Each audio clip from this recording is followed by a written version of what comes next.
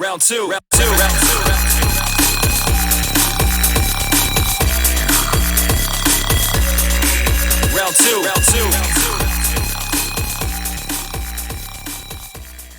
All right, today I have a guest in the studio with me. It's been a while since we've had an in-studio guest. This is Dave from the Ghosts of Staunton. Dave, how are you doing today? Great. It's a happy Friday, Halloween Friday, so I'm all stoked to get to go. Yeah, it's great to have you here. And like I said, you're one of the tour guides for Ghosts of Staunton, but what gotten you into the paranormal world? What are your interests that affiliate you with all this stuff? Uh, Talk about a loaded question. I grew up, loving horror and paranormal, both reading it, and I started writing dark fiction when I was about 20, and it just spiraled down from there. Got into the world of psychology and studying weird phenomenon there, trying to explain ghostly things and everything else through a scientific lens, and going on ghost tours all around the world. So when I moved down to Virginia and I went on Marty's tour, he said, "You want to work for me?" I said, "Sure," and that just went, and it keeps on spiraling downward. So how long has it been since you've been doing the tours? This is my 10th year, so I've survived my first decade. Oh wow. So you've been with it for most of the long haul there. Yeah, hey, I mean, all the things I survived in my life, surviving ghost tour is the easiest thing I've had. Yeah, Marty's amazing to work for, and we've had, telling stories for a couple hours each weekend. Yeah, you can't get anything better than that. Yeah, that sounds like a lot of fun being basically a professional storyteller there. And as far as I know, when I was talking to Marty, he was telling me there were different types of ghost tours that they do, different themes for each different tour. Is there one specific one that you're focused on? Yeah, actually, I built the Dark Tales and Haunts tour specifically because my second novel is all about Western State Lunatic Asylum and the eugenics movement there, which is frightening enough with the real history. And you throw the haunting on top of that, and you get nuts. So when I spent 2 years looking through all the archives in Stanton and investigating and talking to and interviewing former patients, nurses, doctors, everything else like that, we uncovered a whole treasure trove of really dark and disturbing and ghostly stories about the asylum, the courthouse where they did the hangings, and everything else. And I probably have enough for about 10 tours right there. So I think Dark Tales is right now our number one popular tour. Not because of me, but just because people liked the dark, the disturbing, and criminal, and everything else. Yeah, that's one of the main points of interest that people talk about here in Stanton when it comes to this sort of topic, is they want to know more about the Western State or the Desjardins Center. So amazing that I have you here today. You're you're one of those guys that I've probably been looking for a long time. And as far as Western State in general, do you want to give us just a brief history, an overview of that? Absolutely. Yeah. 'Cause considering I have a book talk tomorrow about it down at the book dragon, which is always fun. I want to talk about my new stuff, but nobody wants to hear that. They always want to hear about my Western State. Yeah, Western State is built way back in 1824 for like rich people to go to. If you want to get away from your wife and kids, or your husband and kids or whatever else, you can go there. Pretty nice place until Joseph DeJohnette came around in 1906, and he was one of the founding members of the American eugenics movement. That was funded by like a lot of people, like Rockefeller, Carnegie, Kellogg, a lot of other people. And basically, they wanted to is get rid of all the defectives and the unfit, as I call them. So, you were. People think, okay, it's just a racial thing. No, it was an intellectual thing. If you didn't score high enough on a test, they first started to just sterilize you, and then there are a whole lot of horrible experiments they can do, from lobotomies to other things that would sound like they were too bad for a bad horror movie. And they kept on doing this, and they would take people out of the mountains. They would ship people in from all over the state, and just kind of make sure that you were never breeding or never heard from again. And this happened, and the final thing was about it. When I was writing the novel, I was looking for a good year to set the novel, and I said 1933 because that's the year that Joseph DeJohnette started a bromance with Adolf Hitler. So they actually corresponded for a long time, and then thankfully, it all ended poorly. But again, they influence each other, and there are quotes online, and there are letters you could read to each other. So really scary stuff. So it's really frightening to know that DeJohnette actually influenced the heck out of Hitler.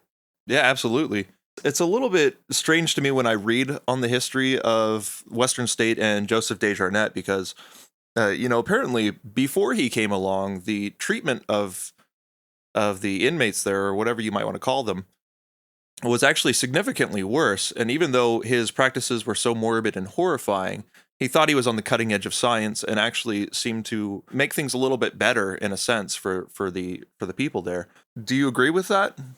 That's a great question. Yeah, my take on that is yes and no. Because I mean, somebody who teaches psychology in both high school and college, I get to explore both sides of this. So yeah, a lot of eugenicists actually had the right motive in mind, which a lot of paths to evil start off with the right motives. So again, they want to eradicate mental illness. They want to eradicate bad genetics. And they want to make sure like kids were being born to good lives and everything else. So it had some really good aspects to it.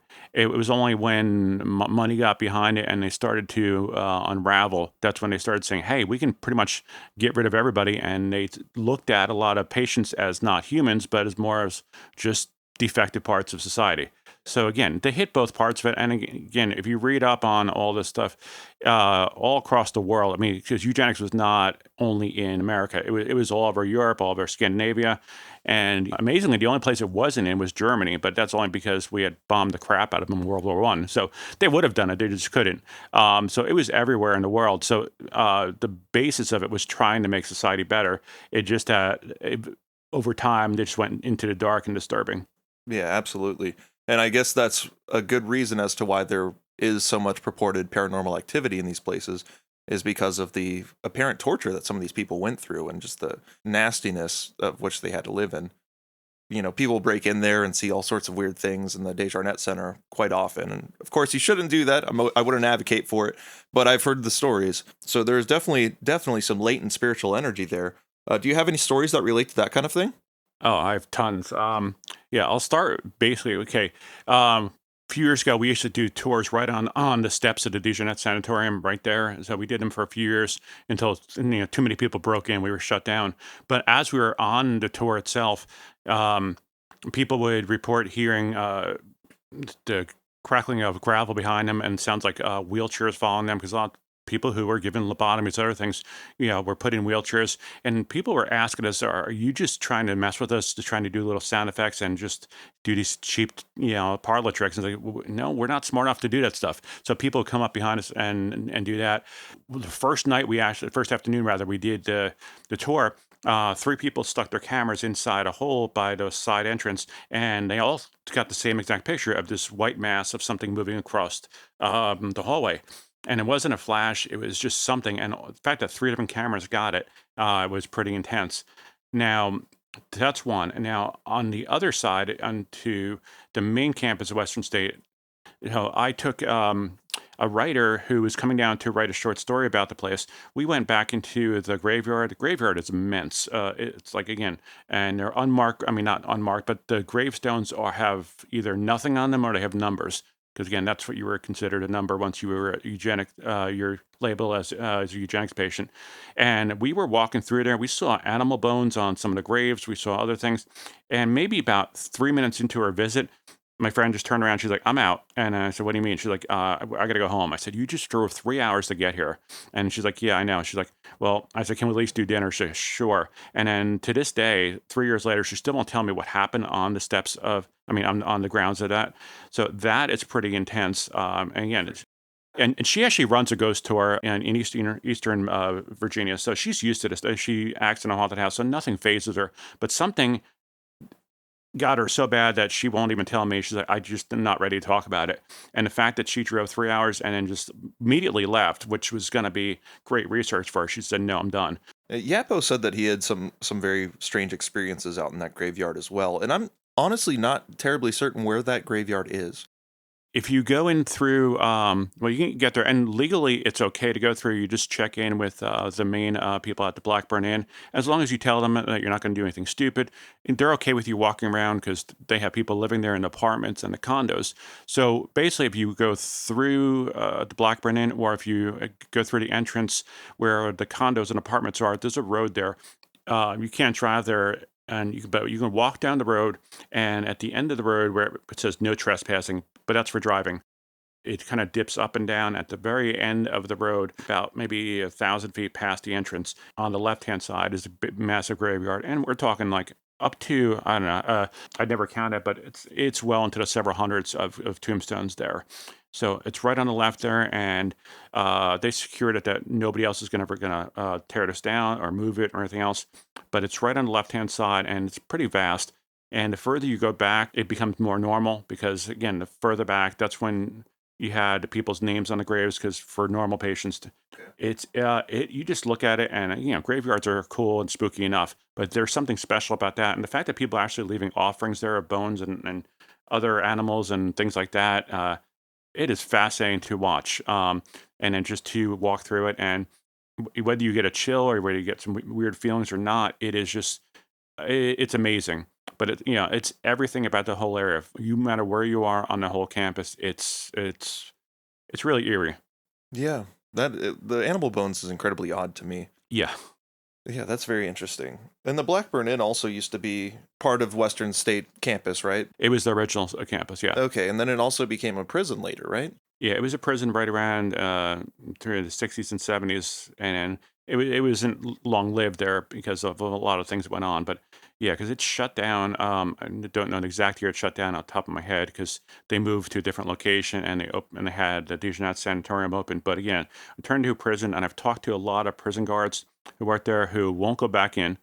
And I talked to, amazingly, an elevator both builder and mechanic who came on my tour a few weeks ago, and his wife was really into paranormal. He was not. However, he talked about everything that happened in the elevators in Western State and at the new Western State, which is on the other side of 81. And he basically told me that weird stuff would happen. The elevators would sometimes take people down to the bottom, leave them, or they would get stuck between floors, or just when you were in there, the elevator would run constantly. And and we figured, okay, that's it. It's over. Now, when they moved to the newer locations, the elevator still does weird things. So I don't know if there's transferable energy or not, but that's fascinating. And Yeah. I haven't been in New Western State. I've been in the children's hospital there, but I haven't been in this one. So the fact that, and I asked him about it, can you explain some of your experiences? And he's like, I'd rather not. So, Wow. so again, sometimes you get more out of what somebody doesn't say than what you say. The fact he came on a tour, but he was there for his wife and said, I'm not going to, I don't want to talk about it. So that to somebody who's pretty legitimate in every other aspect. It's like, I don't want to talk about that stuff. But between that and the two elderly nurses we had living next door to us for a while, one was very vocal about everything that happened there. The other one survived a stroke from stress. We don't know how much of that had to do with working there.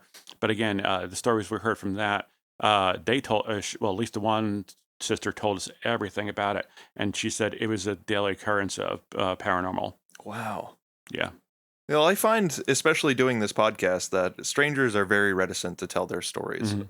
Honestly, I don't quite understand it because when something happens to me, everybody's going to know about it. But I do, I guess, get where they're coming from a logical perspective. Yeah. But this is a judgment-free zone. So if anyone out there is listening has had their own experiences, especially in places like Western State Lunatic Asylum, please reach out to me. You know where to find me. Is there any sort of tale of apparitions or sort of audible phenomenon that happen in these places that are rather striking that you've heard?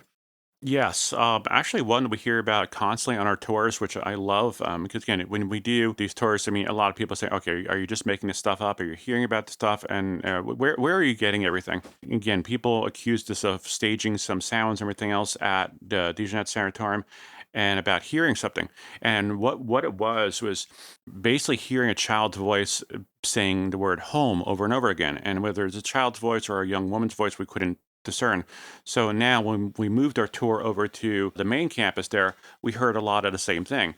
And what was fascinating about this is that I went around and I investigated. I talked to some business owners. I said, "Do you hear anything weird about this stuff? Do you hear anything strange, like a strange voice or something else?" And amazingly, a lot of people just came out and said, "Yeah, we hear stuff all the time. We just think it's kids messing with it or something else, but it's across the street. And even though it's close to that, we just think attributed to just kids playing or something else." And I said, "Do you hear the word home?" They said, "Absolutely. We hear home, we hear help, we hear other things." And it's too many people to would be random. And again, these are business owners who they don't want to be seen as the weird people. Yeah. A lot of these people don't believe in ghosts. So that's something there. So apparition wise, we haven't had too much, but within the actual hotel, there's one story that comes up all the time where towards the middle of the night, at least 20 guests in the last year, and 20 guests of the hotel, not of our tours, but have reported that the showers just turn on in the middle of the night. And that to me is weird. It's one story that keeps on going. We don't publish this on our website.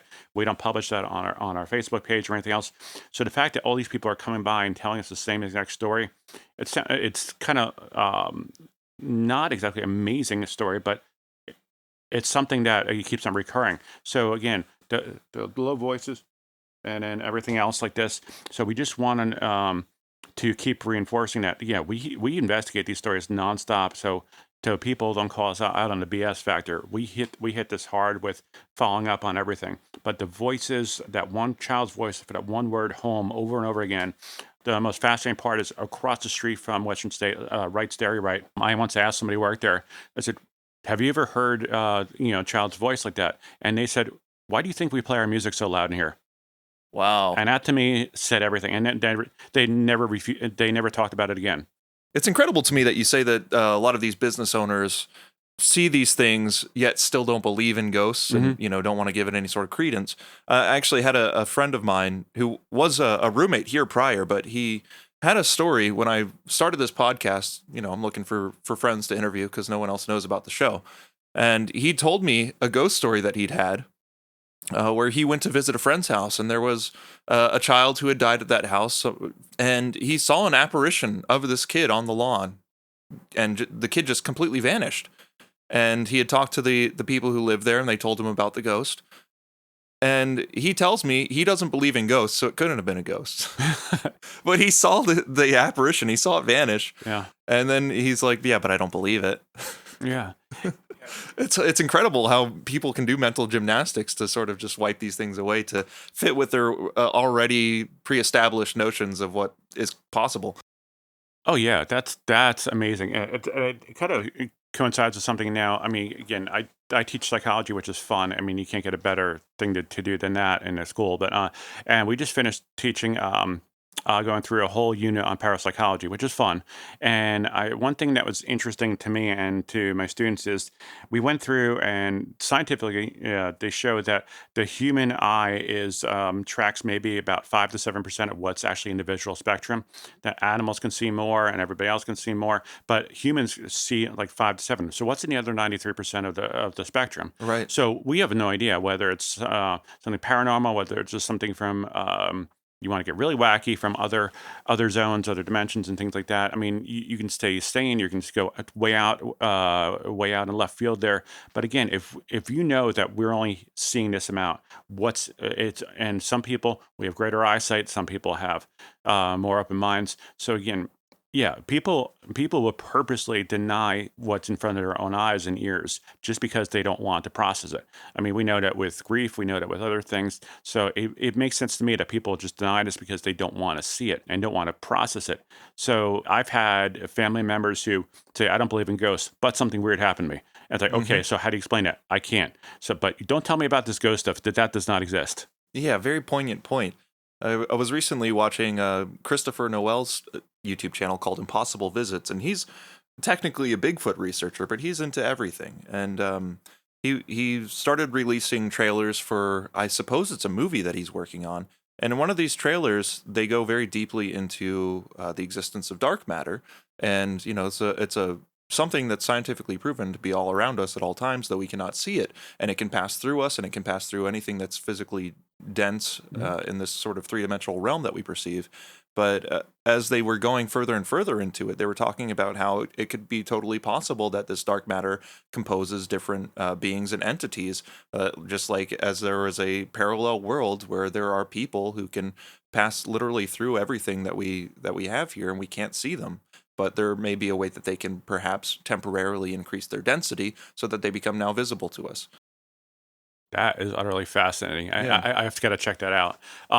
Yeah, and that goes along with this stuff because again, I'm a huge nerd with this stuff. Anything psychological or scientific that goes with that, and I read a lot of things. And scientifically, right now, they have proven that there are parallel universes. I mean, what that entails, we don't know. There are other dimensions, the multiverses, that is proven. All these things, if you just read some modern science books and some other things by legitimate people who most people would actually know, that this is now it's accepted science. Dark matter, as you said, is science. All this other stuff. So, if you think about everything that could be in there, it's not stretching your imagination to actually believe in all this other stuff. However, because they see it in horror movies or bad sci-fi films, therefore it can't be real. I always bring up on my tours that I said 100 years ago, nobody knew what DNA was. Nobody knew what like they couldn't tell about all their stars. They couldn't fathom going to the moon or everything else. And now all that stuff is commonplace. So, according to the one thing I would love to discuss in a minute about, there's a department inside of UVA that actually studies paranormal, which is Oh yeah. amazing. But again, they say pretty much like if you didn't believe in this stuff 50 to 100 years ago, and now it's accepted as normal, what's going to be accepted as normal in another 15, 20 years? So, and they posit that they think they've proven past lives, that if the near-death experience and hauntings and everything else. So these are doctors and neuroscientists and neurosurgeons and everything else. These are people who they won't let us in because they think we're all weird, which sometimes we are. Yeah. But again, these are people who spend their entire lives getting their med degrees and everything else, and they say this is real. So again, of all these scientists are saying this is real, why would I mean? It's just sheer ignorance to actually to write it off without even considering it. Yeah, I mean, people might not consider it just because it's not widely publicized enough. They don't see Yeah. it as a headline on their national news networks, Yeah. which is what people seem to be paying attention to and basing reality on. Hmm. But that's not necessarily the case. Sometimes you got to dig for some of those finer points of reality. Yeah. Considering we're sort of on a time crunch, I want to try to move on to some other stuff too. Outside of the ghost tours and what you do there with Western State, what else are you involved with? Well, mostly with writing. I mean, I've been an author for a long time, and my third book just came out this summer about cryptids and some other things. It's part of a popular series that I was asked to contribute to called Ameriscares. They tackle one bit of weird lore or other things like that. So I figured I'm originally from Jersey. Let's go with the Jersey Devil, and so now I'm writing a book about all cryptids because why not? And so I loved delving into the dark and unknown stuff just to see just to feed my own imagination. So I do that. I'm constantly around other weird writers, some of my favorite people out in the world. And Stanton is a hotbed for great writers, and especially for horror and dark writers. Cool. So, I mean, that's why we moved down here, was because of that. A huge writers group here. So I'm also in a really terrible writers band, so that's fun. And so again, between my teaching and the ghost tours, the writing, and everything else like that, and keep myself busy. But I'm always trying to learn something new. I'm always trying to investigate something different about this. And the writing definitely helps me to explore and gives me a reason to actually do it in a way that won't get me in trouble. Well, the lore around the Jersey Devil, you said the word dark there, and the lore around that is definitely dark, I'd say. Now, as far as I'm concerned, and I'm not going to say I've delved into this too deeply, but the origin story of the Jersey Devil is not necessarily something I would put any faith in. No. However, there are eyewitness accounts of this creature, and there are thermal photographic evidence that I've seen that makes me scratch my head and think this might be real. What do you think about that? Well, here's the thing about cryptids. I mean, some are just sensational things just because they sound cool. They might want to, the Pine Barren people down there. Sometimes they just want to keep people out, and they sensationalize things just because why not? But again, some of the stories I've read about the 13th child with Miss Leeds and everything else, saying having could be. My scientific mind goes back to, could it be a genetic thing? What played big into my story was bats. And again, if you ever delved into this, there are bats that are like as big as a small child. So there are things like that. So it happens. I mean, whether they're in New Jersey or not, I mean, that's up for discussion. But hey, New Jersey's pretty polluted. So, so hey, have you ever seen The Simpsons? three-eyed fish and everything else like that. Genetics, I mean, genetics are really, really influenced by pollutants, everything else. So it could be that. Again, going to the Mothman things last summer. Again, there are a lot of explanations for things. Are they definitely cryptids? who knows? I mean, it's I can see both sides, and I agree with both sides. But again, for the Jersey Devil, I think it's a mixture of a really cool myth and maybe something that can be easily explained. But again, we don't know, and that was the basis for this novel. I just said, well, let me do something that's a little fantastical, but kind of like something you can understand at the same time.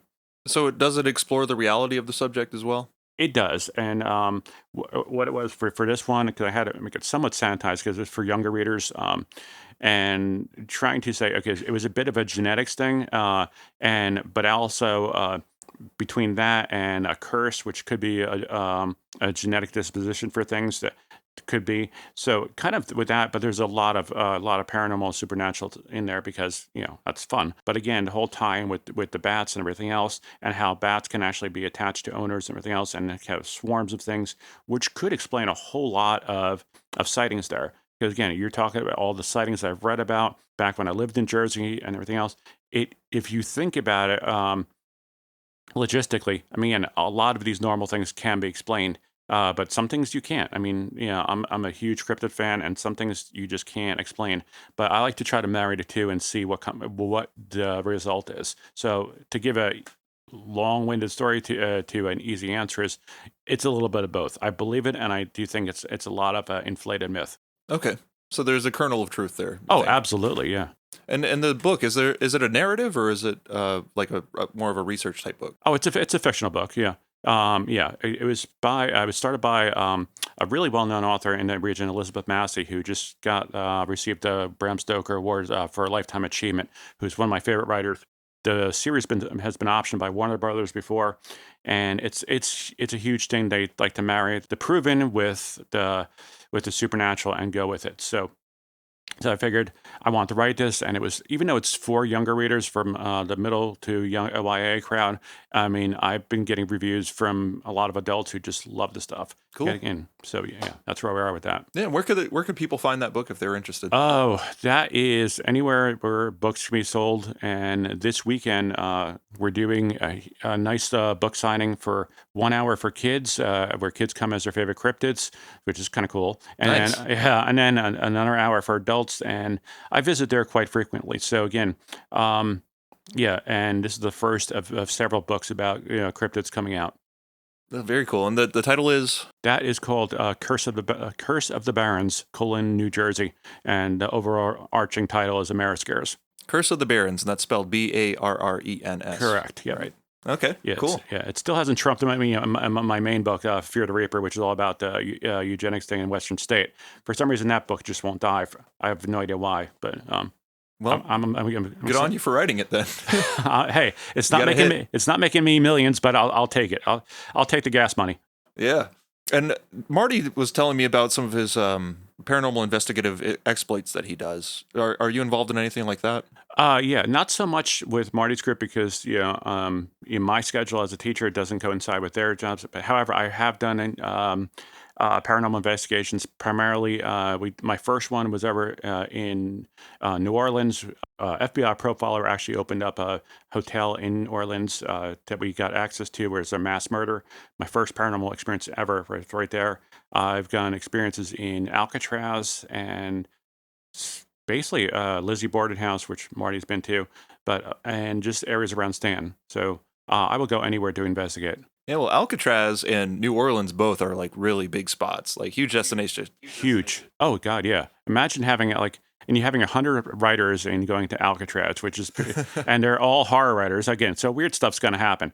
Yeah, we stayed there really late one night, and fantastic stuff. And you're talking about weird feelings, everything else. It's just a bad vibe. But again, going to the psychology, I mean, that's real. I mean, you can have positive and negative electricity. It just pops out, and that's another thing that's proven. But yeah, New Orleans, I mean, that place is one of the happiest places and one of the most disturbed places ever. So yeah, oh yeah. Now, have you personally ever had any sort of close encounters with something from the other side of the veil that has really deeply affected you in any way? absolutely. Yeah, I like the word how you use the word veil, because that's actually the novel actually touch that I submitted to my publisher. It's actually called Pierce the Veil, Okay. because I want to write a whole thing about what exactly is the other side, and from my own experiences, and it's fiction, of course, but I want to hit that. So my first one is in New Orleans. We actually we got in there. I was with another writer, and we were walking around, and this was used as a hospital way back when we had the first pandemic. And I walked up between the sixth and seventh floors, and I stopped. And my friend said, "Why are you stopping there?" I said, "I don't know." And then we walked around. She's like, "I want to go back up there again." We walked up again. She's like, "You stopped on the exact same stair." I was like, "Okay." She's like, "This time I heard the kids crying." And I didn't tell her what I heard. And I said, "That's cool." And she perceives herself as a medium. And I was so excited. I felt like a little kid. And this place is mostly shut down, have limited power. So I was really excited. I ran into the restroom because I was so excited I had to go pee. And inside that restroom, I went in there so excited. And all of a sudden, out of nowhere, it felt like somebody dropped like a 100-pound weighted blanket over me of just pure, I don't want to say darkness, but just something that actually just not only muted my mood, it's brought me down to a pure instant depression right there. And it just scared the crap out of me because I was so elated. And then within, somebody flicked the switch, and it just dropped me down to a dark place. And I came running out of there, pulling on my pants. And she's like, "You have something going on there?" I was like, "Yeah." I said, "Let's go downstairs, have a drink." That was fantastic. And that was my first ever investigation and first experience. Oh wow, what a So way to enter. yeah. So yeah, yeah. It'll make you believe after that. Yeah, yeah, I bet. I bet. I've had a few experiences of my own that have definitely been like, I've always been a believer in these sorts of Hmm. things, but definitely have been some absolute confirmations. And I'm not even an investigator. As a teen, it was just more of urban exploration. Hmm. Find some abandoned buildings, go check them out. But even in my own household, strange things, Right. whispers and objects moving, and I'm like, if there's no other explanation, it's something otherworldly, I guess you would say. Absolutely. I mean, Stanton itself. I mean, Stanton has one of the craziest histories of any town ever, and the fact that we get to live here is phenomenal. I mean, and I talk about it on tour. I mean, think about everything that's underneath Stanton, all the rivers that and the caverns underneath us. So even if you don't believe in ghostly things, the limestone and the rivers, everything else, are great conductors for all the electricity for the thousands upon thousands of people who died violently suddenly through Western states, Civil War, everything else. So again, even if you're not a ghostly person, there's a lot of science behind it that says, okay, well, you got to believe in something. Yeah. So we live in an ultra cool town. Yeah, So we really do. I love Stanton, and there's so much about it now that I'm finding out that I never knew before. yeah, and there's new things that are popping up all the time. You go downtown Stanton, and all of a sudden, like somebody says, "Hey, you know what? I just found out in my basement, a hole opened up, and it runs into the tunnels that go underneath Stanton that they built." So imagine that, like all of a sudden, like a tunnel opens up underneath your store. And of course, thankfully, not stupid enough to go into the tunnel, but I mean, but again, there were tunnels all over Stanton, and fact is that quote unquote normal people are saying, "Wow, this is fascinating stuff." Yeah, what were the tunnels for? Is it like speakeasy tunnels or something? That's what I thought. I thought my first thing was thinking prohibition. Then I was thinking Underground Railroad and everything else. And honestly, the truth is somewhat more normal than that. It was for Western State, and so the richer people, because it was originally a rich asylum, that the patients can actually like walk from Western State downtown without being seen as leaving the asylum, and then it was also for the doctors and nurses to get back and forth without encountering harsh weather. Okay. So those things there, and of course now most of the tunnels have collapsed, but I haven't been inside them before. I went inside the tunnel that's underneath the bank that's now closed on Beverly, that goes underneath the Masonic building. Okay. That was actually really well built. It's closed off now, but there are some. I know that Maid Store downtown and a couple other ones have some openings into some tunnels that you would need some oxygen, some masks to fend off some of the gaseous things going on there. But again, they're opening up all the time. What's it like down there?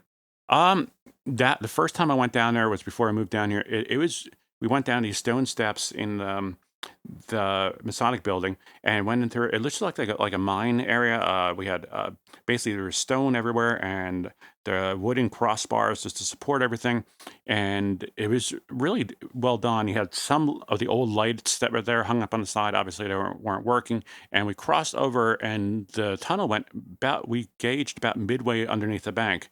And first thing I was thinking of somebody built this to go rob the bank. They said no, this is just to connect things. So it looked pretty professionally done. So I don't know about the rest of the tunnels, but that looked amazing. And the one that opened up in the other store, it looked like a 3-foot diameter hole, which went in there, and they wanted to go in there. I said, I'm 6'5", I'm not crawling in that sucker. But again, I'm assuming that's opening to something else. And how fragile the geology is around here with the limestone caverns, everything else. And I'm not going inside there, but I mean, but the one tunnel I went in it was cool, and this was before I got into the ghost things down here. Oh, that's crazy.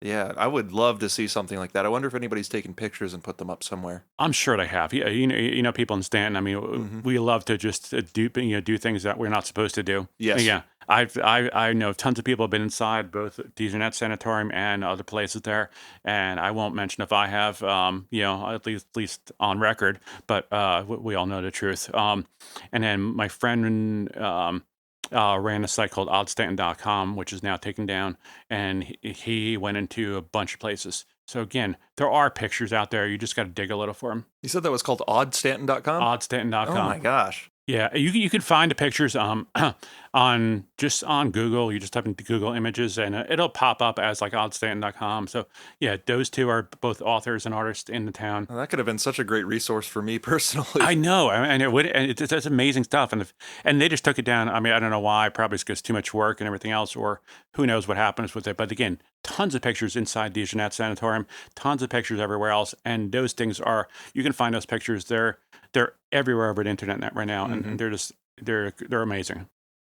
All right, so being on a time crunch that we're on right now, I kind of have to get ready for work. But I wanted to know, where in town have you done your investigations? The Clock Tower Restaurant was number one, which is an amazingly active place. I would definitely say that. I've done my own personal investigation in all around Western State because again, it was there, and other places. We haven't done formal investigations, but again, different houses, different residential places around. A lot of people have asked us to come in. I know my own house is haunted. We've had 2 people die there before I got there, thankfully. And so, about the locations we talked about, we've been invited to do many investigations. Now, I know we have several pending. I don't want to speak for Marty there, but several downtown locations, several restaurants, several residential homes. The amount of people who actually asked us to investigate, we're talking the high 2 digits.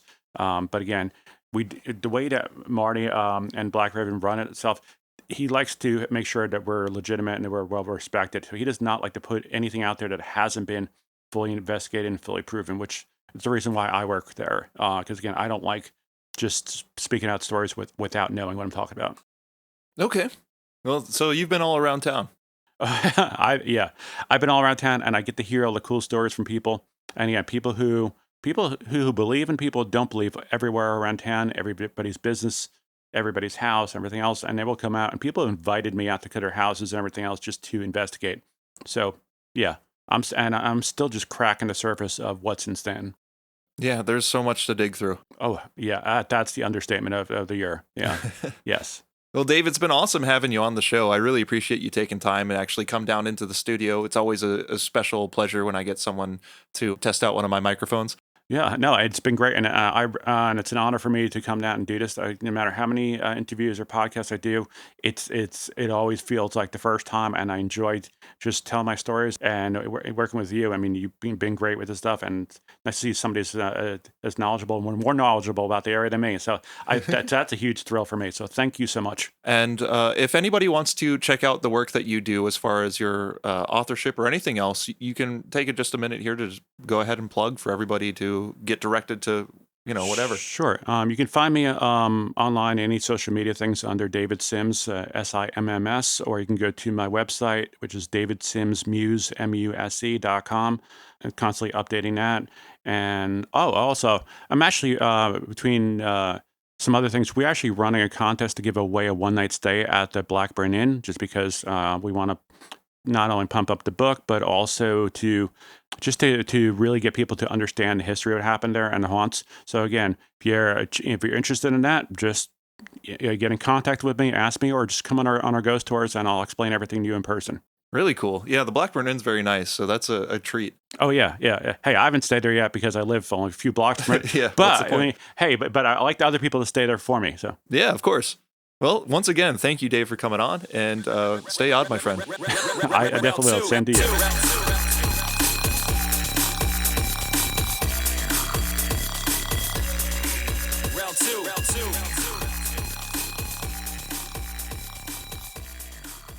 Okay, so next up, I've got Becky from the Ghosts of Staunton. Becky, thanks for joining on Virginia. Well, thank you for having me.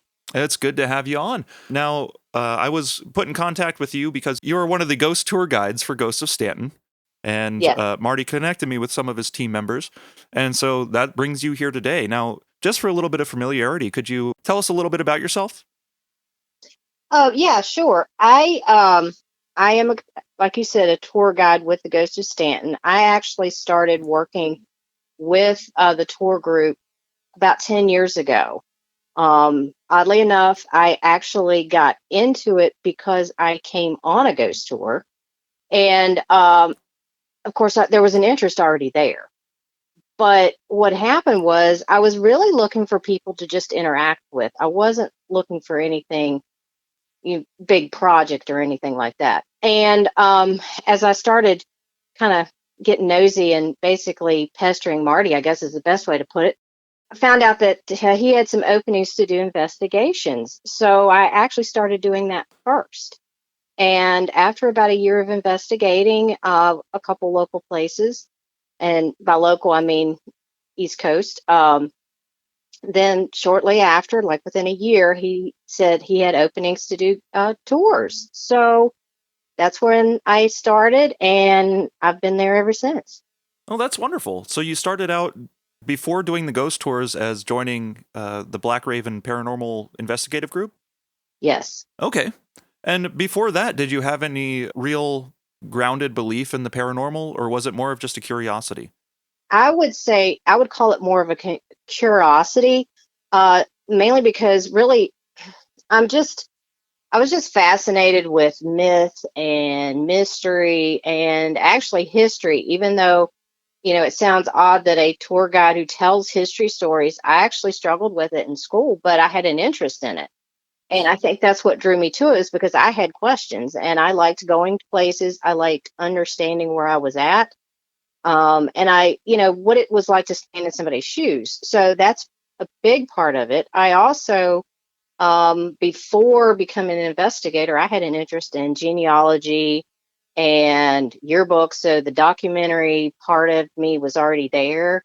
The research part of me was already there. And it was all kind of starting to tie together. So when I went to one of these tours, just wanting to have people to talk to, with like minded thinking, I really wasn't aware how much people were doing the investigation part of it.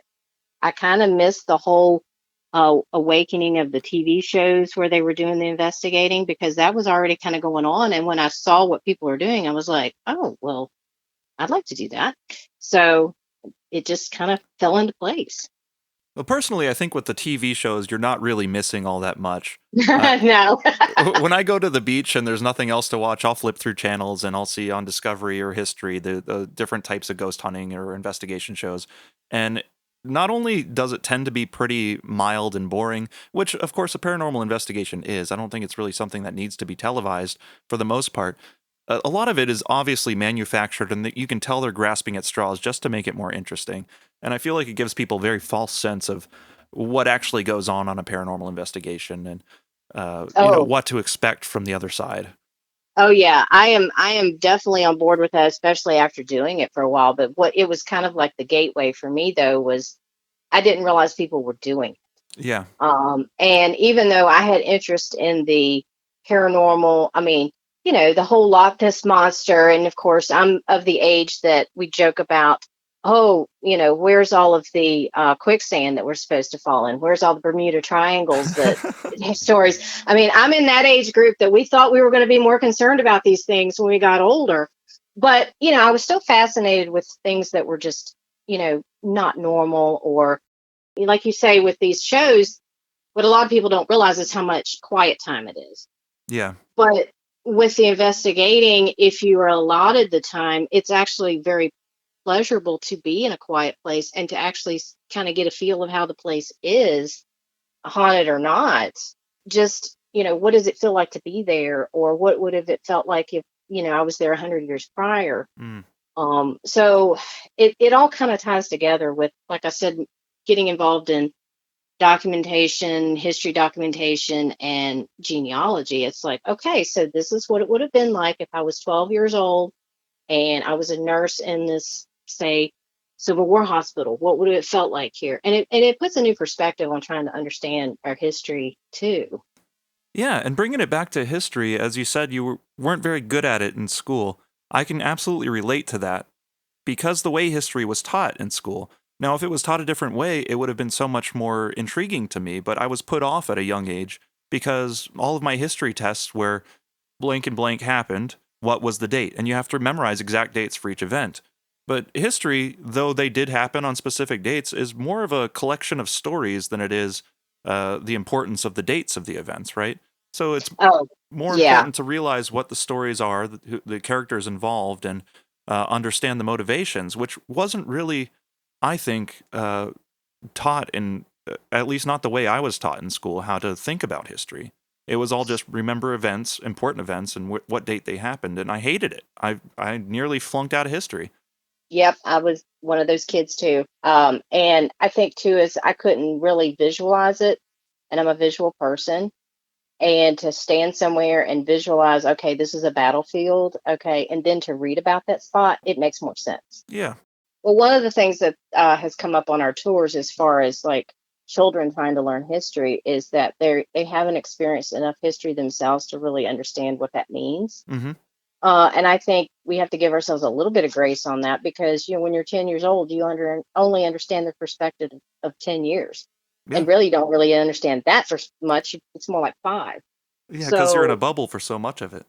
yes, but then when you say are an adult and probably the age of who your teachers were, you start realizing, oh, that's why Mr. So and so probably taught something a certain way, because he was probably struggling paying off his student loans or something like that.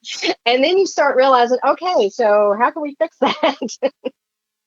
Yeah, exactly. So you've been doing these tours for about 10 years now. Yes. And one question I always like to ask is, has anything spooky happened during one of your tours? Not necessarily during my tours. I mean, I know that there's been some photographs taken that show up later. Um, I've had some experience surrounding the area that I can go into.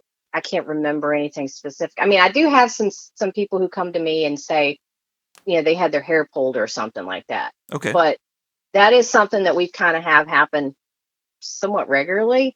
So I'm glad to hear it, because that means, okay, it's validating what we are telling. But to me, it's to the point that it's not weird anymore. Yeah, you've become desensitized to it, because me thinking Yeah. about that, it's definitely incredibly odd. I mean, you don't have your hair pulled by an unseen hand just any day of the week. No. Well, and another thing too is I get so engrossed in trying to remember to incorporate everything that I want everybody to learn, that I may not notice some things. Whereas if I were on the tour as a guest, I might notice it more. But I can't come up or think of anything that has happened to any of my people that is beyond the hair pulling or anything like that. And Um, beforehand, yeah. were you the kind of person who would have a very, let's say, maybe exaggerated reaction to something odd happening, or are you just the kind of person who shrugs and says, "Whoa, that was weird"?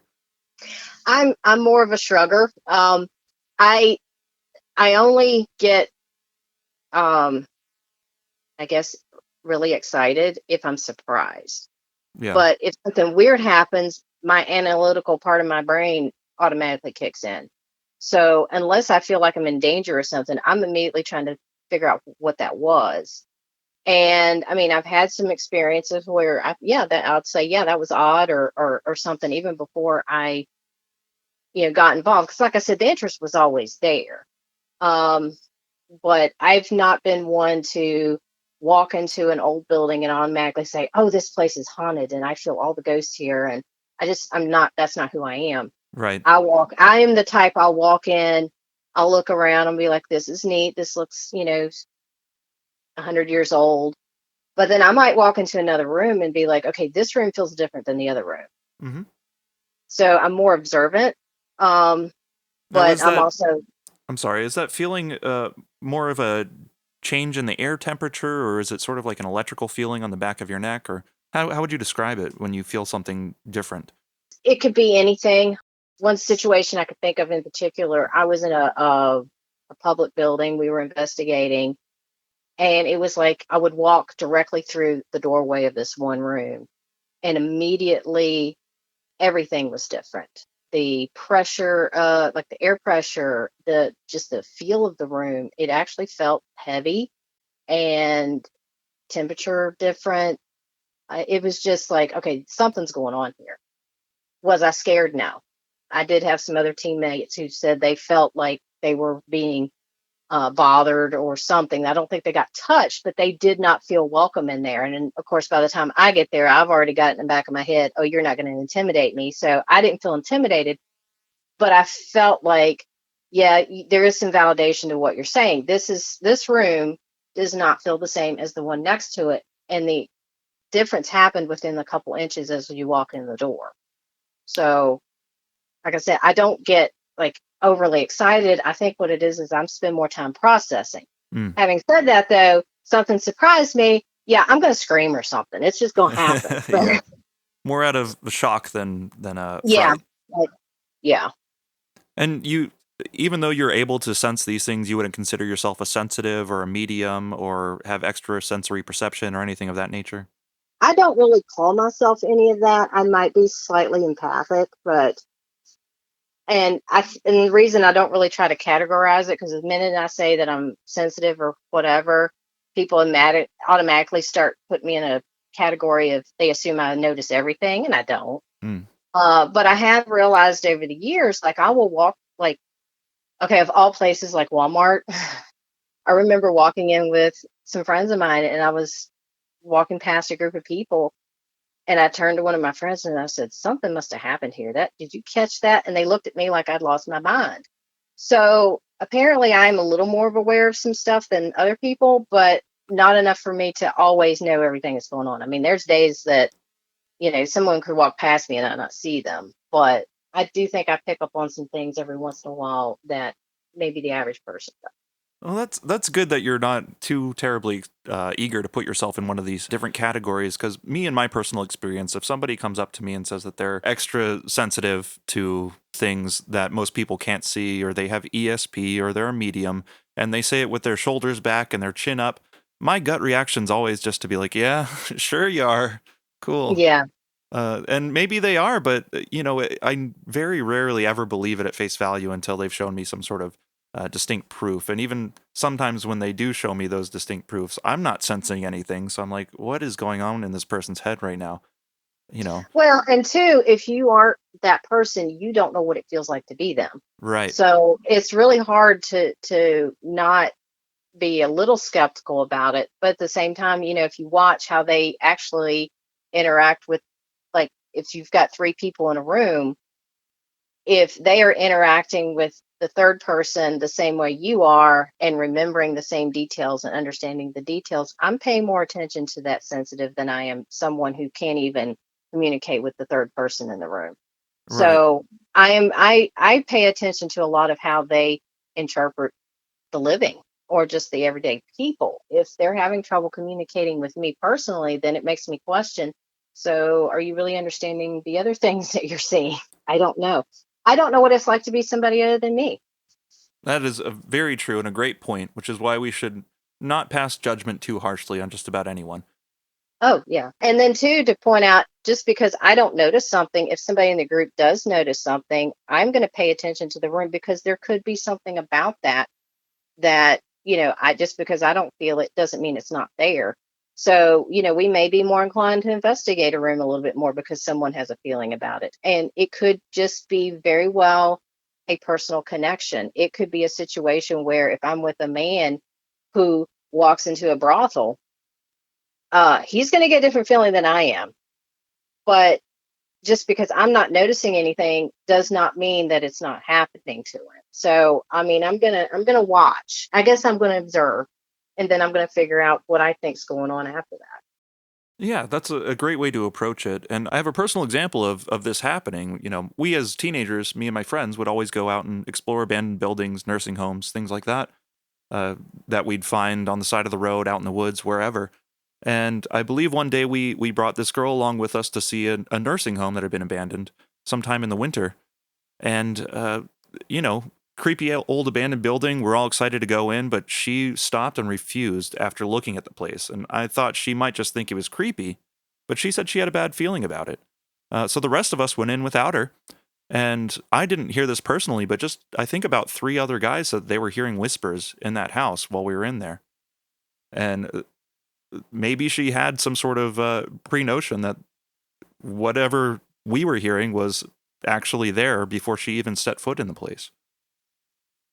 Yeah, I think there's something too with our ancestors and the whole fight or flight, and just being warned that those signals are still there. And sometimes we may not be able to interpret them like we did with like our ancestors did. Back in the days when we were out in the woods and had to be quiet and watch for the big animal that's going to eat us. Yeah.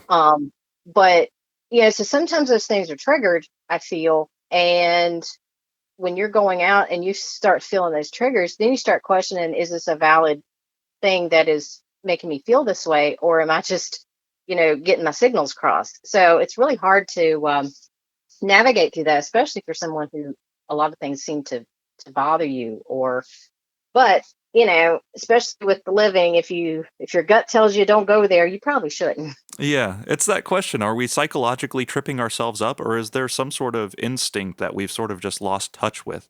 But I was meaning to ask you, I should have asked this a little bit prior. What exact tour is it that you host for the Ghosts of Staunton tours?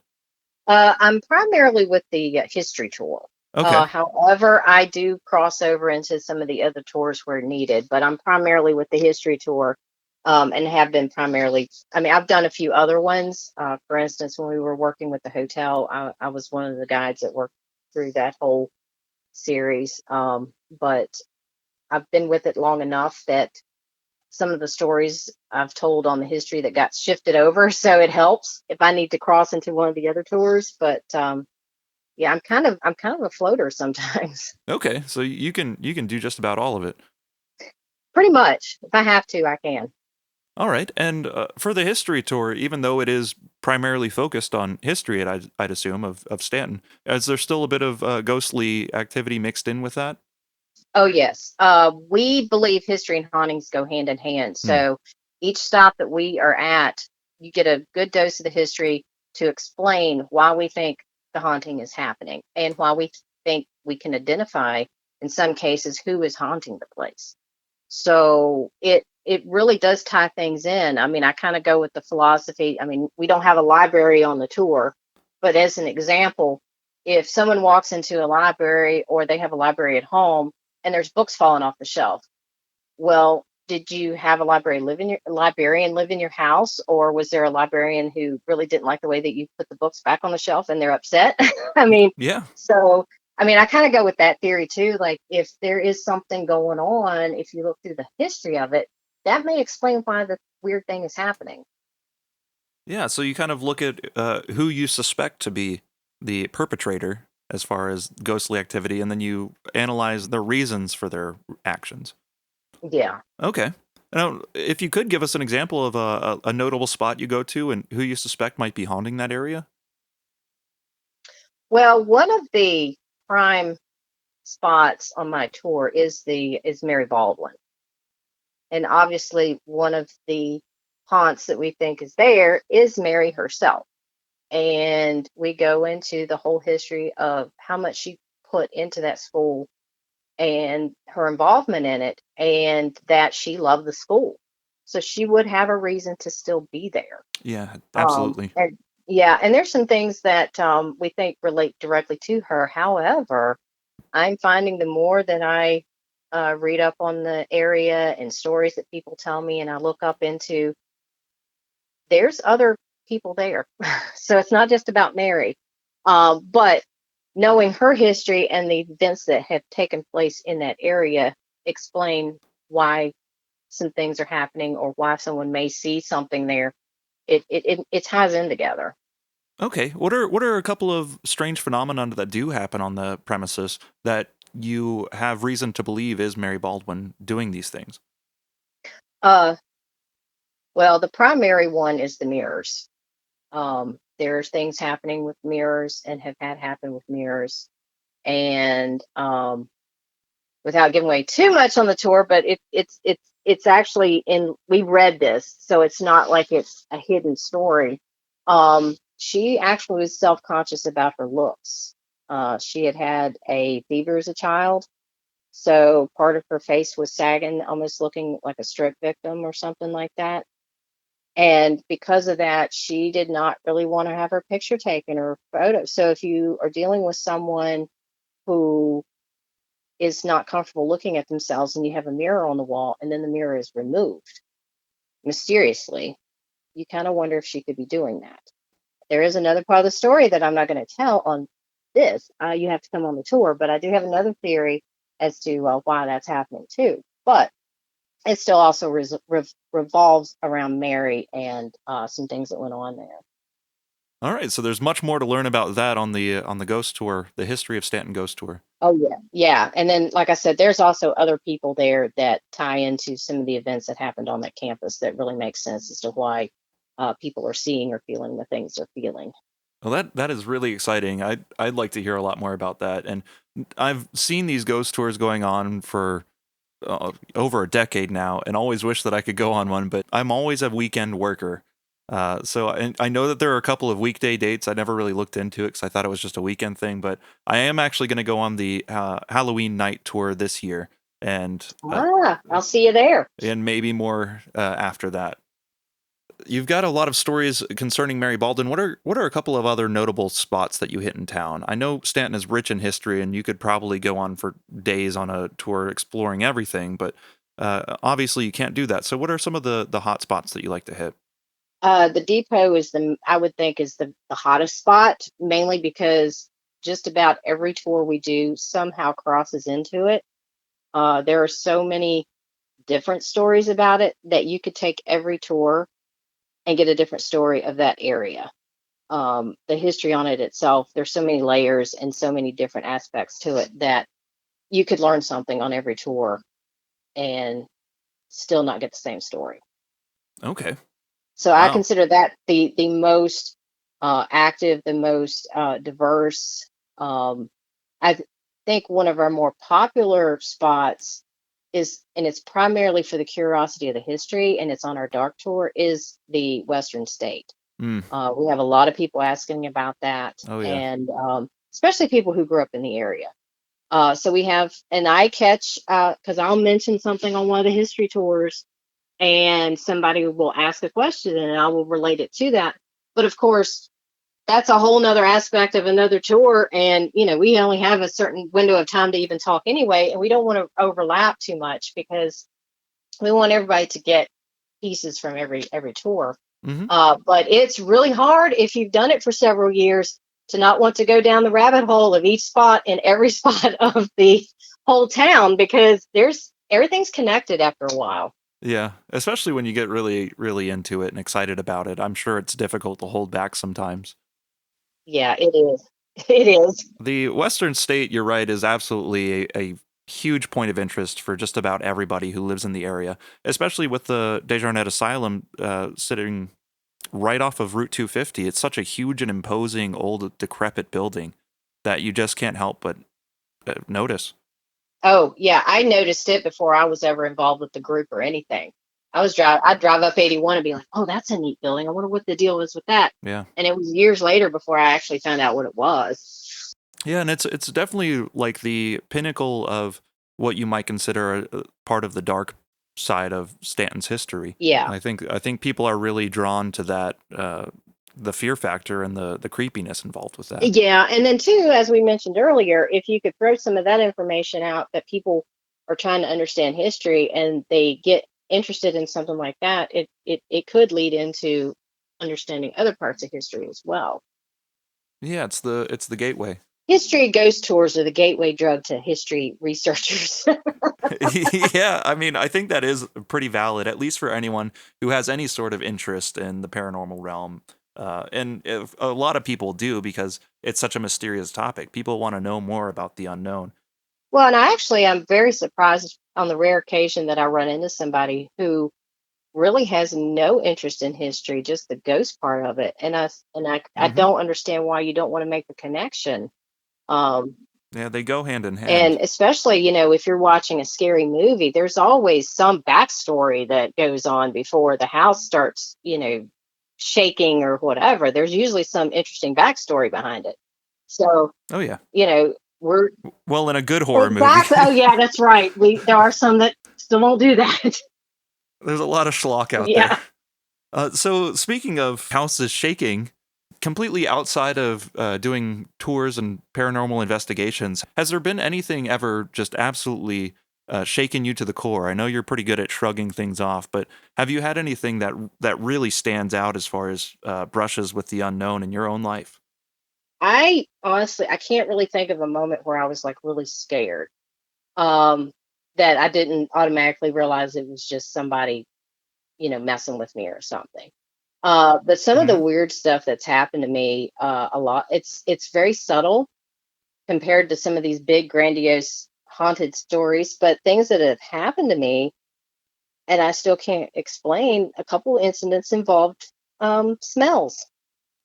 And I know that sounds strange, but actually, on the very first investigation I went on, and I really wasn't in tune to what this was at the time, but I was in a room and the group was talking, we were setting up base camp, and out of nowhere, I got the smell. I thought somebody had done something, like opened a cabinet door where there was some potpourri or something like that. And of course, immediately I'm Hmm. like, y'all smell that? And everybody just looked at me like I'd lost my mind. And I'm like, well, you're not supposed to do that because we're investigators. But they didn't understand where I was coming from with it. And so it was very random to me at the moment. I wasn't scared, but I couldn't quite piece it together. And I thought, okay, maybe somebody opened the closet. Well, later on, as I'm investigating the room with one teammate, it was just the two of us, I realized, well, let me go stick my head in that closet and see if that's where the smell was coming from. And it wasn't. And the more I really analyzed the situation, I was standing in a summer kitchen of an old house. Hmm. What I was smelling was very herb like. In fact, my first thought was like, oh, did somebody burn incense or something like that? But it was very herb like. And I thought, oh, wait a minute. Something just happened here. And when I mentioned that I smell something, it's not the same as if you walk into a room and it kind of slowly comes to your nose, passes through, and then goes away. It's almost like someone took a capsule that had the smell in it, stuck it in my nose, and broke it. And Wow. I mean, it's just very instant. And so the thing was, it had actually happened to me a few years prior. But again, this is not something that happens to me on a regular basis, so I didn't make the connection until a little bit later. But a few years prior, I was a lady who I had known growing up. She had passed away, and within about 2 weeks after she passed, I'm sitting at my work by myself, and I think I was just in that state of just trying to process the day or whatever. I wasn't rustling anything. I was just sitting really still. And then all of a sudden, I got this smell in my nose of her house. And I thought, well, she may be here telling me goodbye or something. So I owned it. I didn't ignore it or anything. But that's one of those things, like, as an investigator, I can't debunk that. I can't say, Yeah. oh, I was rustling stuff around the room. So I felt at that moment, I just needed to accept the possibility that she was passing through, she was telling me goodbye or whatever she needed to do. and then, we're okay. But, when I tell somebody, yes, every once in a while I smell something, they look at me like, well, was somebody wearing bad perfume or something? I was like, no, this is a different thing. And, it could be a memory because, if you really get into a lot of this, why are things happening? Everything goes through your brain. So that's a whole nother way to look at it. But at the same time, those are two specific times that's happened to me. And I know there's been a couple other times, but those really stuck out to me because that was also kind of a learning moment for me. And those moments will stick with you more. But to have that happen to you and then say, okay, this is a thing. It's not a bad thing. hmm I'm going to own it, and I'll just pay attention from here on out. Yeah, and it's very true that your brain can dupe you into thinking things are happening that actually are not, but I am of the opinion that normally that's not the case, and normally you can trust your own five senses. But when it comes to paranormal investigations, you can get photographic evidence or audio evidence. But when it comes to things like what you're feeling or what you're smelling, unfortunately, those can't be captured in the same way. There's no smell recorder Mm. or feeling recorder, Well, you know. So it's a difficult thing because I think all of those things are just as interesting as the photographic and audio evidence, but it's not something that you can take out and show. You can only tell it as an anecdote. And very often I hear these stories of people smelling cigar or pipe smoke or smelling perfume, but it's not anything that you can prove, unfortunately. well, and then too, the thing that a lot of people don't realize until you're really investigating a lot, that your best investigation equipment is you yourself. Yes. And again, like you said, you can't record that.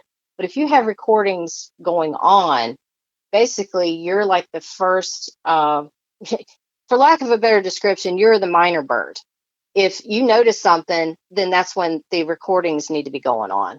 Because Okay. if you're feeling it or seeing it, if you don't have your recorder on, it doesn't matter. But if you happen to catch something at the same time, that's when it gets really interesting. I have had like a couple physical moments investigating, but again, I wasn't creeped out. I was just kind of like, huh, okay, that was weird. But there are things that don't happen to me all the time again. So, hmm one of which involved me being in an area, and I do talk about this on the tour. So anybody that goes on my tour, you're going to get to hear it all over again. But the short version of it is I was in an area that was considered spooky, creepy, haunted. And I made a comment that I felt like the area we're in was very enclosed, almost caged like. And I made the comment, well, if you're back there, you can come out if and I did not finish my sentence. And that is on the recorder. And what had happened was I had this overwhelming sensation of coldness in my right arm. I describe it as it felt like I shoved my arm through a bucket of ice water. And it was such a sudden thing that it took my breath. Because actually on the recorder, you hear, you can come out if you, whoa, and I stop. And then you hear me say, I just got cold all of a sudden. Again, that was another learning moment for me because I was not being specific. I myself all over was not the issue. It was my arm that got cold. And so as an investigator, that was my learning moment of I need to be specific. But what was really weird for me, I didn't panic. I just kind of stood there and was probably just trying to process what just happened. And I thought, okay, I've never had this before. It hasn't happened since. And the only explanation that I can come up with is that there was actually somebody there. I told them they could leave. They chose to leave and bumped me in the arm on the way out because it was as if we're Yeah. walking past each other. I was standing still, but if they had walked in the area where I was standing, it was a narrow area. They would have probably bumped my elbow. So again, I don't know what that was. And when people tell me similar experiences or anything like that, I chalk it up as you don't know what it was. It was weird, and that's yours. That's for you to hold and keep and understand. But you know, I know people might look at me and think, "Oh, okay, she got really cold and she thinks it's a ghost." But it was a situation that was beyond just getting cold. But Yeah. again, if I had said how I really felt at that moment, it would have been documented even better on that recorder. All we had was me losing my breath for a minute. Now, that is an incredible story, and I've heard many like it. I think it's pretty undeniable that when there is ghostly activity afoot, there is definite temperature drops in the immediate Yeah. area, And completely yeah, inexplicably. and a lot of people, I mean, I will attest to that, and I'll even comment, like, if I say that a room is colder, I will also add, I felt like it was very well insulated, so I don't think that was the problem. Because I've been in places, and I'm sure you have too, if you go into an abandoned or old building, the insulation's terrible. So you know Yeah. when it's an insulation problem. But for me, that moment, it wasn't a sudden temperature change in the room. It was to my body. Hmm. And that was all the And a difference. specific part of your body as well. It A wasn't the whole specific part thing. of my body. Yeah, that's very notable in that instance. And Becky, I think you're absolutely a perfect candidate for somebody to go out and do this kind of thing because once again, bringing it back to those popular television shows, some of these people just absolutely freak out when something like that happens to them. And I think losing your cool is not conducive at all to performing a decent, investigation. But on top of that, I think that there are some people who are also very useful to have on these types of investigations. And I'm not talking about people who are necessarily sensitive, but people who, for some reason, as I've noticed, are able to somehow attract activity. And in my personal experience, I've had a guest on this show who I have gone out on hikes with because he seems to be able to attract these things called spirit orbs or light orbs or will-o'-the-wisp, whatever you want to call them. And I've been a hiker my whole life. I go out on night hikes by myself sometimes. Just I love the forest. Nothing ever happens to me. Never seen anything weird personally. And then I go out with this guy, and there's a bunch of weird stuff going on. And I don't think it's just that he can see these things. I think that he's attracting these things in some way. Oh, I agree. We joke about bringing certain people along as ghost bait. Hmm. But in all seriousness, I mean, if you think about it, if you are at a store, children are gravitating to certain adults, but not all adults. So if you think about it, anything you're going into, certain things or people or beings are going to be drawn to others in certain way. You go into, an area where there's a bunch of puppies, they're going to gravitate to certain people more than others. So I mean, that's just I consider that kind of a natural thing. Yeah. Um, Hopefully, the person that is your magnet is not one to get scared easily and can accept that and will go on these trips with you. I've seen him shaking his boots once, but usually he's pretty good about this sort of stuff. But yeah, he definitely seems to be my chum in the water, so to speak. Yeah, it's well, and it does, and that's where the word team kind of throws into with these paranormal investigations, because not every person can offer all the aspects of it. There are people who are more mechanical minded, who can Hmm. do the equipment, who can do the recordings and get good ones. There are people who are, like you said, they're more of the draw to whatever it is. And I always kind of wonder if people have like this magnetism to them, if they would actually kind of mess up the recording because they have this little extra energy to them that maybe they shouldn't be holding the recorder in the first place. Let somebody else Yeah. do that. So you just never know. But it's also really good too if you've got a team that, even if all of you are on different levels, or and have different talents, but if you all are able to communicate with each other well, that makes a really good team. Oh yeah. And I've seen where you talk about people who just get too excited or whatever. Well, then you also have the aspect of people who are just, they want it too bad, and they're not being true to their evidence. They're automatically like, oh, this is this and this is that, and then somebody like me walks up and says, you do realize that the heater came on right before that, right? And the noise matches, and of course then they're heartbroken. And it's like, you don't want to do that to somebody, but you want them to see it too. And eventually, after you do it for a while, you really start looking at, okay, well, this is probably what really happened, and we can't really say that that's paranormal. But then when you got a group of people who've had all these different experiences, and you start looking at these things, you realize, okay, none of us can rule this out, so we've got something here. And I think, going back to those TV shows, that's what you don't see. Mm-hmm. You don't see the conversations. You don't see the hours of footage or audio that never makes it out, because even though we know that something happened, you can't expect somebody else to understand it, because again, they don't have the physical experience that we had. They don't have, the whole story coming out during the day that something happened. Right. So it's a lot. Yeah, I mean, it could be like a week's worth of investigation wrapped up in 20 minutes Exactly. for an episode block. Yep. But using Occam's razor in these situations is absolutely necessary, because you don't want to prescribe to the paranormal what could be perfectly normal. And sometimes those things aren't necessarily obvious. The normal can come across sometimes as something very strange and odd, but eventually you can get to the bottom of it if you look hard enough. And then Yeah. if you're not able to rule out the normal, then you might have something a little bit different on your hands. But objectivity is very important there. Another thing too, I think a lot of people need to remember is, you go to a building and, we've experienced this before. We'll go to a building and have a lot of weird stuff happen.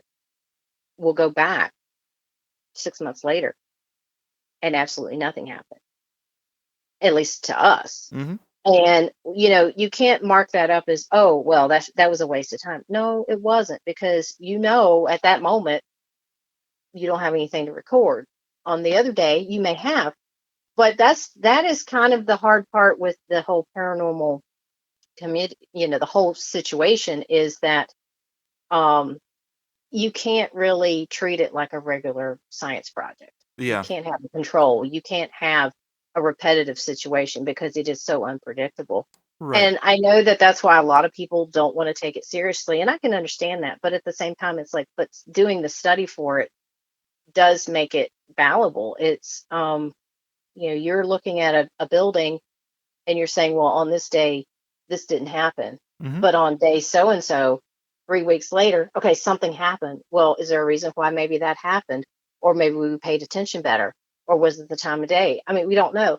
But then you could try to replicate that whole situation again, and then still nothing happened. So And that is definitely the reason why so much of mainstream science shies away from this thing, is because there are, at least this area of study, is there's not that many ways to reproduce in a variable controlled environment.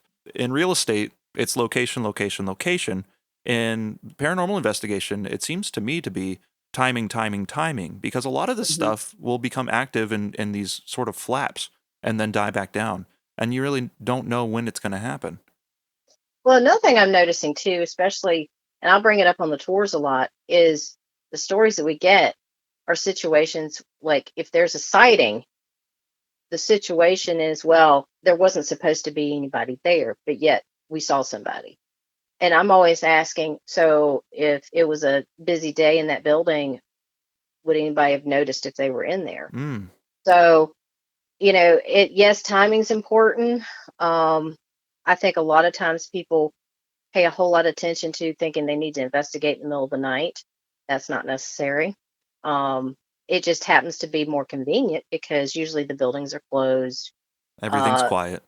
Everything's quiet. You yourself are a little more quiet. But 3 o'clock that day, that same building, there could have been tons of people running in and out. And, some ghost that we've been talking about all day, he could have just been watching everybody walk by and nobody paid him any mind, because they're expecting to see somebody there.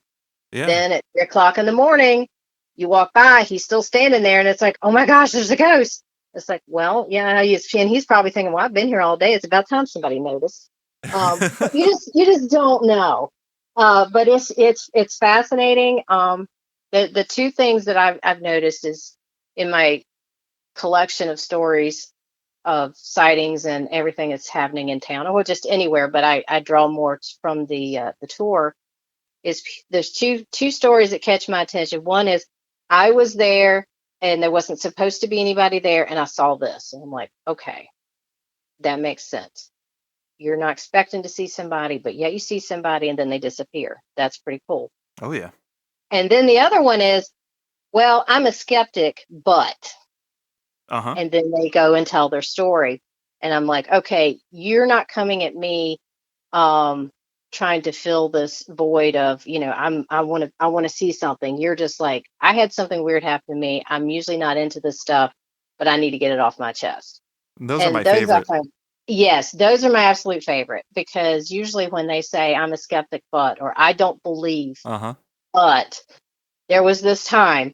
And then before you know it, they probably have like 3 or 4 stories before the conversation's over with. But it's really interesting because, and I'm not saying that I don't listen to somebody who has experiences all the time, because to them, they're real. And there is probably a pattern or something to that. And that's another thing we look for. We look for patterns. So there could be certain things that they're seeing that the rest of us don't. And it kind of goes back to, you're your best equipment. So, Yeah. Well, I do believe that a location can be haunted, but as well, a person could be haunted by something attached to them. hmm yeah, I think there's some of that. And it kind of ties into, I joke about ghost bait or whatever, but we as investigators, we try really hard not to encourage tag-alongs when we leave. I don't know how much I believe that in that, but I don't want to work against it either, because I do kind of feel like, when you're interacting with the living, if you don't set your boundaries, they're going to follow you home. So how is that going to be any different than dealing with the spirit world? If you don't set boundaries, they're going to follow you home. So Yeah, if somebody sees something they like about you, they may pester you and try to spend way too much time with you than you're comfortable with. yep. It might be exactly the same way for people on the other side. Yeah, Absolutely. I think a lot of times going into this, some people forget to interact with whoever you're interacting with as a person. Yeah. I think that I've had some of my best responses on recorder, or with EVP and such, when I'm just having a conversation. When I'm kind of off my game and I'm just spouting out the same old questions: what year is it? How'd you die? Blah blah blah. They get tired of that. But I've had some of my best ones when I'm having a conversation with one of my teammates about anything random. Gardening, that came up right after the pandemic. I We love it. were we were in a place and we were like, so hey, how's your garden doing or whatever. We were getting responses, and again, the people who could have been there would have been in a time frame that they probably gardened too. So it was something they could relate to. And of course, we always joke about, don't stop yelling at ghosts. You go into a building and start screaming or whatever. I mean, if I walk into your house, are you going to talk to me if I start yelling and screaming? No, you might ask me to leave. And that's, I think a lot of that is, once we start taking the humanity out of it, you start losing some of your connection too. Right. You're just treating them like like an 8-ball or some sort of answer machine. hmm You type in a question in the computer and it brings up a result for you. That's not quite how it works. Well, one of the interesting times I had investigating, I was actually with Waverly Hills. The whole time we weren't getting a whole lot of response on our equipment. Now, Matt, I mean, we realized that this building, had a lot of people investigating it, so I'm sure our questions were very repetitive to them. But we noticed after we had 2 incidents where there was a whisper or a response on our recorders in relation to what we were doing. And for instance, the first one was Marty felt something on the back of his neck. And we're just talking amongst ourselves. And I said, well, let's make sure it's not a spider. And the response we got was something along the lines of, well, that's the plan. Whoa. And then as we're getting ready to leave, after investigating all, we went through every most haunted spot in the whole building. We're getting ready to leave. We're talking amongst ourselves. We happen to have our recorders on. We're not trying to do any investigating at the time.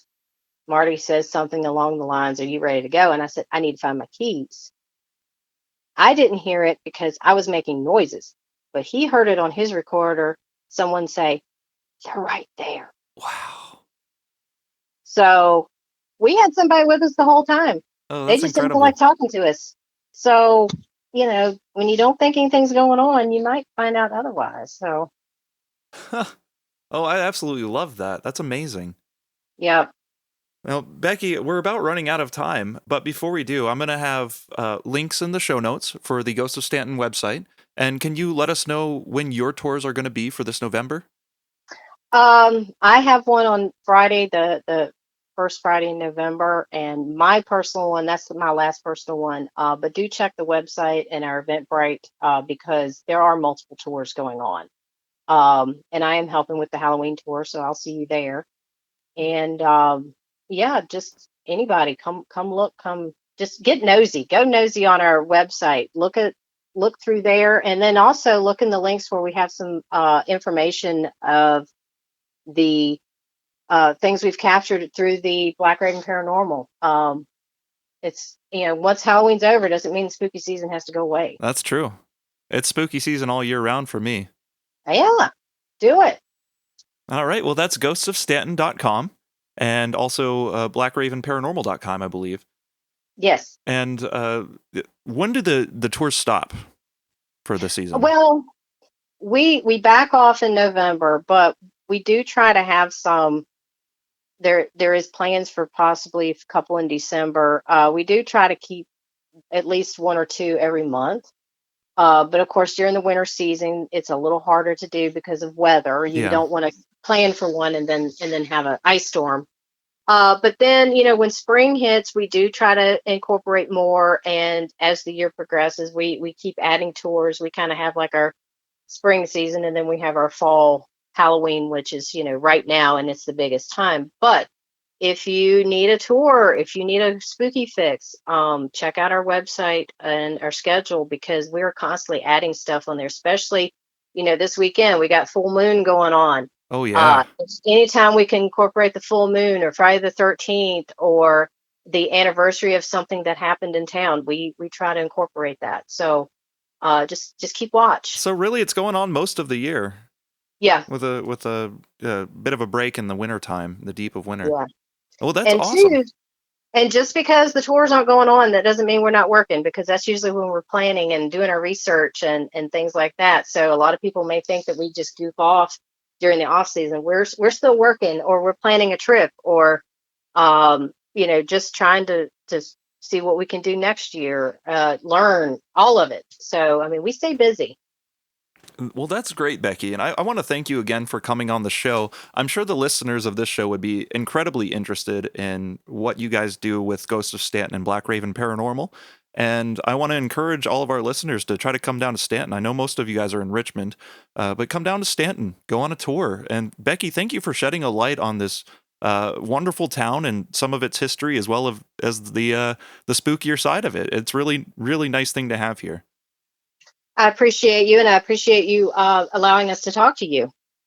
Well, it's been a pleasure. So thank you again for coming down, and we'll see you later. All right, thank you. Round two.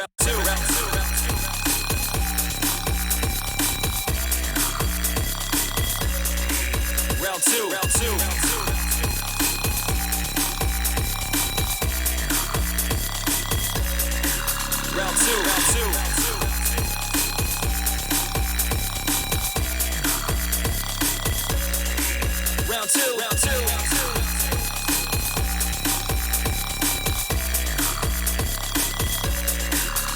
two.